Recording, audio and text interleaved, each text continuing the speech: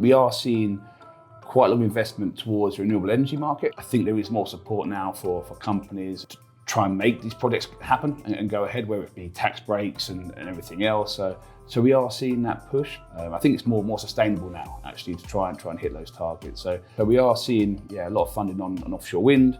If you look at the renewable energy side, we see a huge demand more for the the operations and maintenance. So the wind farms that have been there for 5, 10, 15 years, they have to be maintained. So you might not have to have an energy background. You can come from rail infrastructure, because again, it's the civil and the earthwork. So you do find on the engineering, you can even go outside of the traditional energy, sort of oil and gas or chemical space. And if the projects are sanctioned and they receive funding, there is a huge demand for talent. There's no doubt that the energy industry across the EMEA region is changing.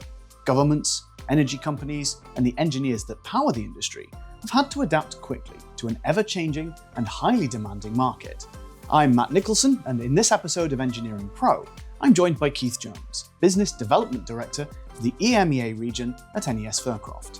We'll explore some of the major upcoming energy projects that are set to transform local economies and discuss the challenges the industry faces in transitioning to renewable energy sources. We discuss the technology, policy, and economics that are shaping the future of energy in the region. Hi Keith, thank you very much for joining us on our podcast today. No problem, thank you for inviting me, Matt. No problem at all. So today we're going to talk a little bit about the energy industry across the EMEA region and your insights and perspectives on what's happening in the region for our candidates. So the first question I've got really is, can you explain a little bit about your work in NES Fircroft and your background? Yeah, so I joined NES before it was NES Fircroft. This is back in 2009. Spent 5 years in Australia, which was predominantly an oil and gas and LNG market. Come back to the UK 2013, and I've worked in a number of roles, from account management, operations management, and then the past 3 years I moved into more of a sales and solutions role, and that covers energy transition, renewables, power, chemicals, and oil and gas, so our core energy sectors. And what was it that drew you to working with the region you're working in at the moment? I think just family brought us back from APAC. So we loved our time in Australia, but having a young family, we wanted to come home, and NES are great like that. They'll kind of move you all around the world. So the opportunity to come back and work in a London office, which is my home, was just perfect timing for us with our family. So that was the reason for coming back to the region. And also what we find in NES, a lot of the global energy companies from all sectors have a lot of headquarters in Europe. So it's just a great, it's sort of great region to be in, to get around, get to the customers and be close to the HQs of our client base. So it's a good hub. So you can actually go out and meet them and physically see them, which is obviously a great way to kind of connect and learn what they're looking for as well, isn't it? Yes, yeah. Oh, fantastic. Yeah. So thinking a little bit more about the regions you work in, where are the kind of biggest areas of growth? Where are you seeing the most potential at the moment? Yeah, so it does vary depending on the sector and the timing. Again, you find with these big projects, most of the projects now are of significant size. So they do require a lot of investment from the banks and institutions, and it takes time to get that finalised and to get that FID or funding. But we are seeing quite a lot of investment towards the renewable energy market.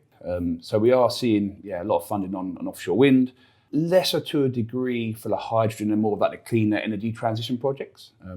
What we find, those are still in their infancy, so we don't have a 10, 15, 20-year history of seeing these work and seeing customers, I guess, monetize these projects. So there's a lot of, I guess, narrative in the newspapers and in articles. You'll find loads of projects being spoken about.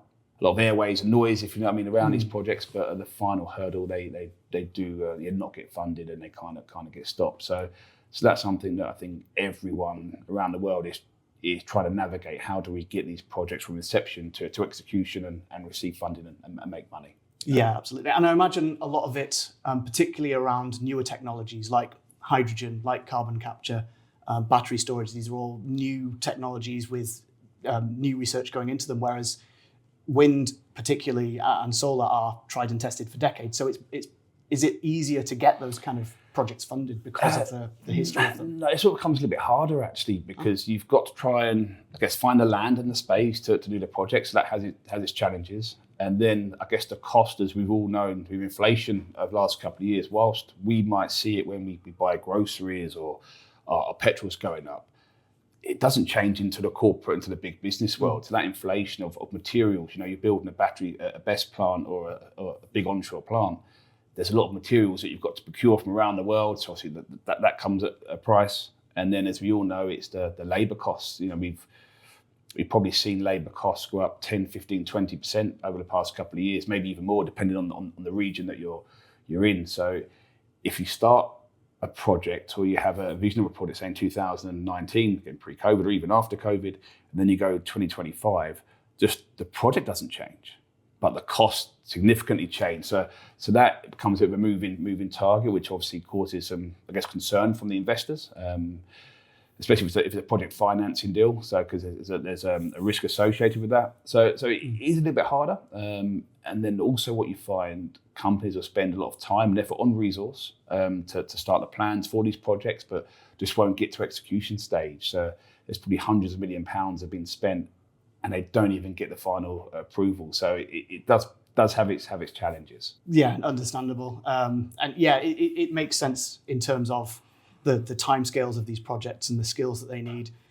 Skills actually does lead me on quite well to the next question I had was, where are the kind of main skills and roles coming up? Yeah, so we see two sides of this. If you look at the renewable energy side, we see a huge demand more for the, I guess, the operations and maintenance. So the wind farms that have been there for 5, 10, 15 years, they have to be maintained. Like your car goes to the garage every 12 months for a service. These turbines still need servicing. So there's always a huge demand for service technicians, more of we call it grey collar, but it's like a blue collar trade. So that's always a high demand area, and that's just not exclusive to the EMEA region. That's everywhere in the world. And then on the flip side, we talk about these new energies, these new industries, so battery storage and hydrogen. There's a huge amount, I guess, of demand for those projects, whilst they are going through inception for your electrical engineering, mechanical engineering, those, like we would call it your multi-discipline sort of engineering positions. But what you do find, because it's a new market and a new segment, you can't get someone that's got 25 years of battery storage experience. So again, can we pull these from different sectors, which is what we are seeing. And I guess the downturn in oil and gas has allowed those talent pools and that experience of those people to come in and transition into the sort of newer energies where, if you go back to 2012, 13, 14, like the oil and gas peak, it was very hard for the renewable energy talent pools to get into oil and gas. It was a bit of a closed shop. So we are seeing more of a openness from the renewable energy to pull that experience in. So it's quite a varied answer, but it's I would say if the projects are sanctioned and they receive funding, there is a huge demand for talent. Okay, and just thinking about that in a little bit more detail, where are you seeing candidates with the existing skills come from? Is it more from oil and gas looking to transition?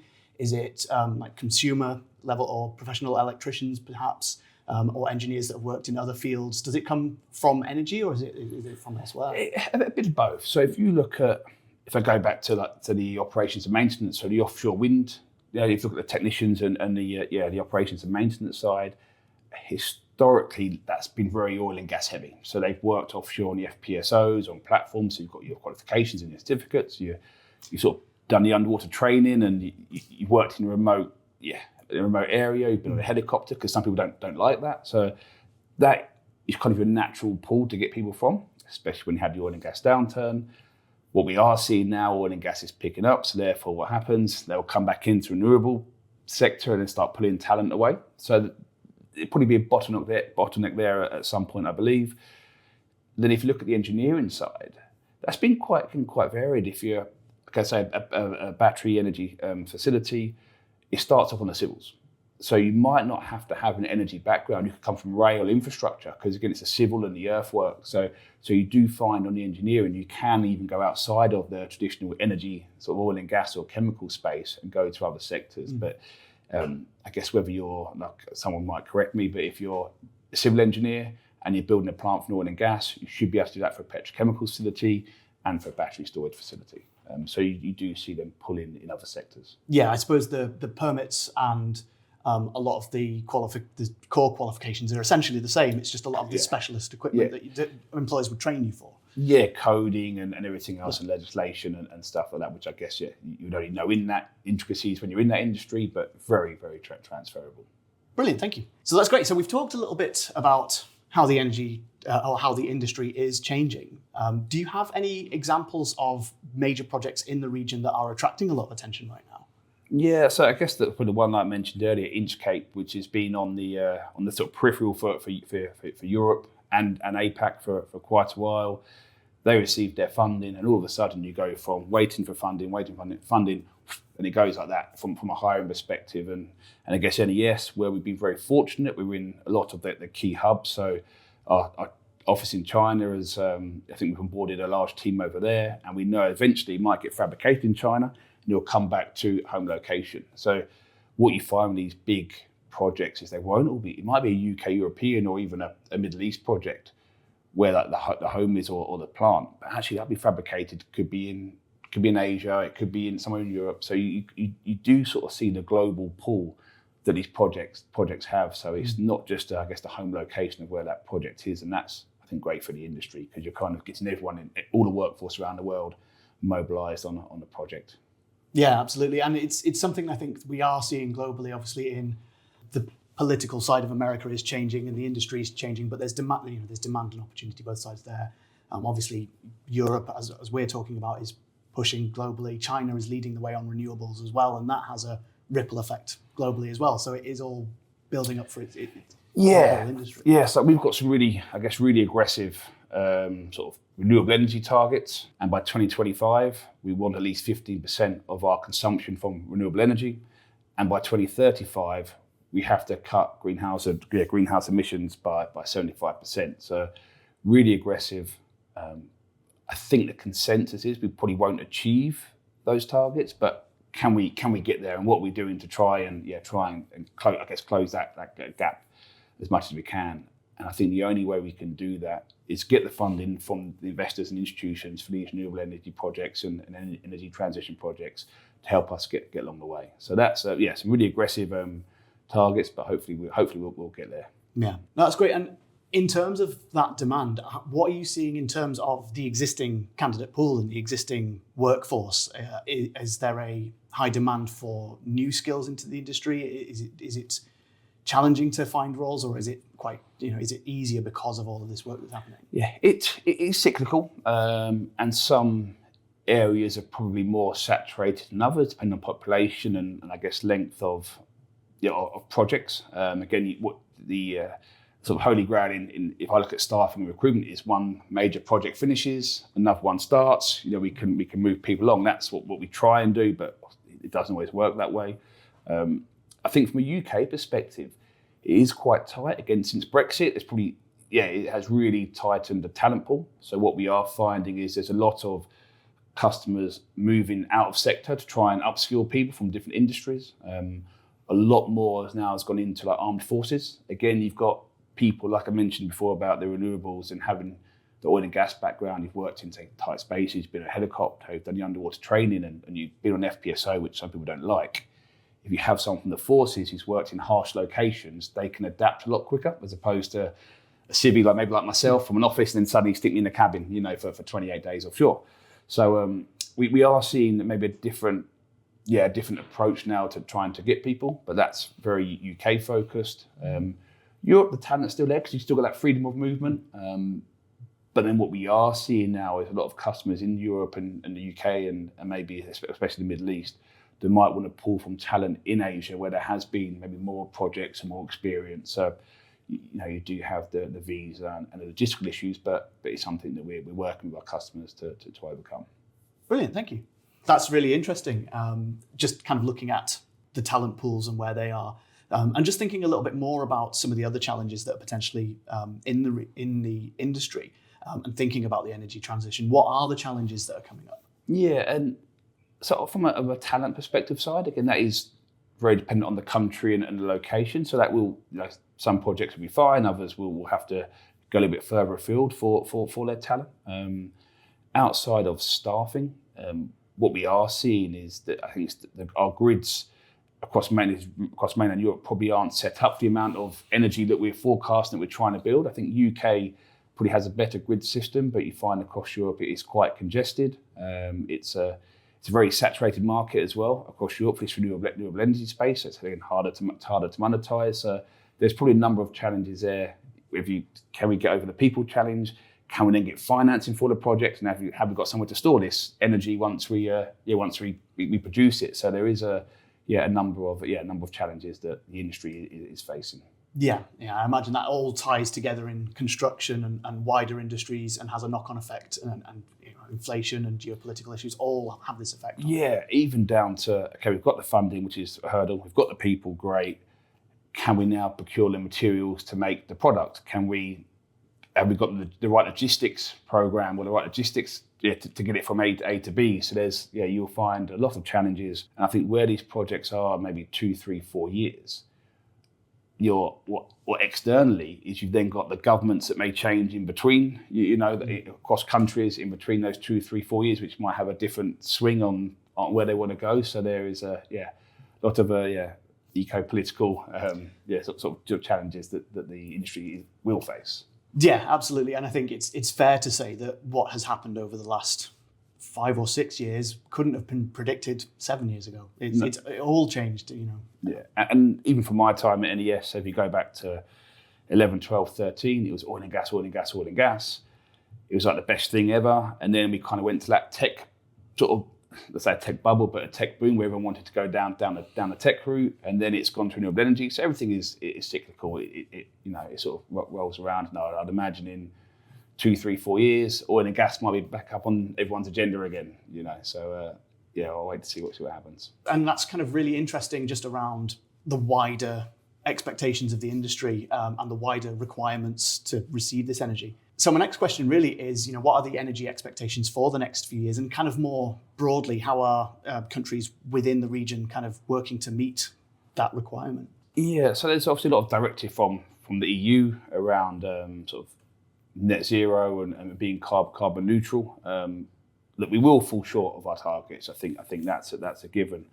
But whilst we will fall short, we still expect a threefold increase in renewable energy over the next 15 to sort of 20 years. So whilst we might fall short of the target, the energy industry is still growing. There is still investment. But I think it's coupled with demand. And I think we all know as the world gets bigger, the populations grow, there is more demand. So it's how do we fulfill that demand, get the projects online in the right time, in the right cost, and get them online as quick as we can. So I think we are going to see a growth in that sector, but just probably short of our targets. Okay, that makes sense. Do you find that that's probably we look at the UK specifically because that's where we are, but are you seeing that across Europe and the region? Yeah, well? I think it's a wider. Yeah, I think where these projects are kind of global, and they might be from Scotland or from Germany, but they will, I guess, service the wider European community, EU or non-EU, UK or EU. So I think that is a wider challenge that we have. Yeah.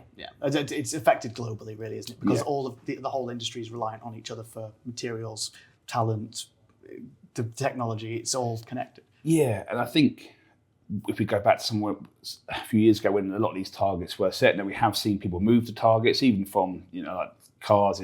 X amount percentage has to be electric cars, and again we don't have the infrastructure. If every car became electric tomorrow, regardless of money, the infrastructure there to charge the cars wouldn't be there. And again, it's the same for these big energy projects. There's just not the infrastructure to support, but the demand is there. So we will still have to use traditional fossil fuels for energy to maintain what the consumers need. Yeah, absolutely. And that kind of leads me nicely into our next question as well, is we've talked about how the regulation and the climate targets and energy targets have kind of changed recently. But just thinking, are they continuing to evolve? Are they continuing to change? We've already set targets, but obviously as the government change and the industry changes, how are they changing? Yeah, I believe we're probably adopting more of a pragmatic approach to these targets now. Again, if you go back a few years ago, very aggressive. were actually super aggressive targets, headline targets that we saw all over the newspapers all around the world, because that's what the narrative required at that particular time. We've then seen a huge, I guess, swing in terms of inflation. So everyone's electric bills have gone up, the petrol went up for a period of time to a huge increase. Because we kind of we went from one way to another way. I think we've got to look at this as a transition, and I believe that's what policymakers and institutions are doing now. It is instead of going from here to here overnight, how do we slowly transition away from fossil fuel? So we are seeing now there's more of a pragmatic approach. We've pushed back some of these, I guess, aggressive targets. I think there is more support now for companies and the big operators to try and make these projects happen and go ahead, whether it be tax breaks and everything else. So we are seeing that push, but maybe not as aggressive. I think it's more sustainable now, actually, to try and hit those targets. So we are seeing that. And I think from a financial side, because nothing happens without money, all right? That's how the world works. We are seeing the investors and institutions, they will have to diversify their portfolio. So they're almost encouraged to invest in a renewable and a clean energy project. So that does help significantly. That's great, and I think that's a really good insight for our audience who follow our podcasts. So my last question really is just thinking about your kind of key insights and the sort of key takeaways. What would be your advice to candidates who are either thinking of pivoting into the industry or are looking at potentially graduates who are looking to get started? What's kind of your key insight? Yeah, so I think for the experienced people, I do think there's a trepidation if we've come from a non-energy sector, like a rail or an infrastructure. They think, I won't apply for that job. I haven't got the required, I guess, sector knowledge, but they've got maybe the technical knowledge. So I would encourage everyone to sort of step out your comfort zone, get involved in these energy projects. I think they're exciting. They're at the forefront of technology. When you kind of got government-backed project, you should know it's going ahead, and you get a chance to travel all over the world, So I would definitely encourage anyone who's looking at getting into the sector, don't be scared that you don't have that knowledge, because as we've discussed, no one's got 25 years of battery storage or hydrogen. So, so I'd definitely follow through if you think there's a role that you would like. Again, reach out to NES. We'll be able to give you some guidance and advice. And on the grad side, again, we've gone through the tech, the Google, the Apple, which everyone wanted to work for. Now, maybe not so much, because they've realized, these big companies, you're just as safe as you are in a smaller startup. We've seen the finance sort of go up and down. It's a bit of a blip. So I do think if you're a graduate and you're looking for a stable job that's, I think, probably going to give you a good career, then I'll definitely encourage you to look at the energy market across all sectors. Yeah, absolutely. It's one of the things that we talk about quite a lot, and it's definitely people who have a STEM mindset, particularly with renewables as well. It's a passion for the environment and climate. Yeah. So there is work there for people who want to make a difference, absolutely. And like you say, those skills can be used across sectors. And I think you find with our industry, which is really great, if you're not technically minded like an engineer, which is, again, something that I myself hasn't got that level of competence to be an engineer, I think in our industry, whether you're a people person, you find when you go to these new, countries and you're building a plant, you're dealing with land ownership, so you're dealing with people, communities, and how can we help the local community? So it's not just a technical, an engineer, I have to work in the renewable or energy industry. It's a broad spectrum of roles for people. So I would definitely encourage, regardless of your sort of background or your competence, there'll be a role for you in the energy industry. Yeah, absolutely. And as you've said, it's the funding is coming through, the projects are starting, and we've already seen, like we've talked before, in the last 5-10 years, it's changed so quickly, and in the next 5 years, it will be a different game again, and there'll be so many more opportunities. So people who are coming in now are gaining those 5 years of experience that they'll be able to apply to so many of these new opportunities that are going to come up. Yeah, definitely. So that's everything. That's covered everything we wanted to talk about today. So Keith, thank you very much for joining us today. Thank you very much, Matt. Yes, we'll speak soon. Thank you very much. Cheers, thank you. This has been Engineering Pro with me, Matt Nicholson, alongside our guest, Keith Jones, Business Development Director for the EMEA region at NES Fircroft. We've discussed the current state of the industry in the region, the changes that are already underway, and Keith's insights into the future of energy engineering. If you'd like to learn more, please visit our website at www.nesfircroft.com. There you can find information about our work as one of the largest staffing providers in the region, and you can also register your details to stay updated on exciting new opportunities in the energy industry. Thanks for watching.